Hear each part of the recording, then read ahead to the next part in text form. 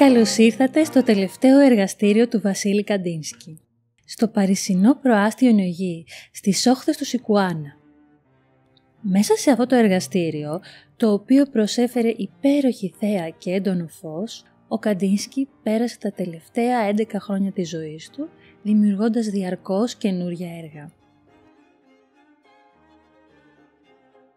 Μέσα από την περιήγηση στο ατελιέ του, θα ταξιδέψουμε σε σημαντικούς σταθμούς της ζωής και της τέχνης του, θα ανακαλύψουμε τα μυστικά των έργων του,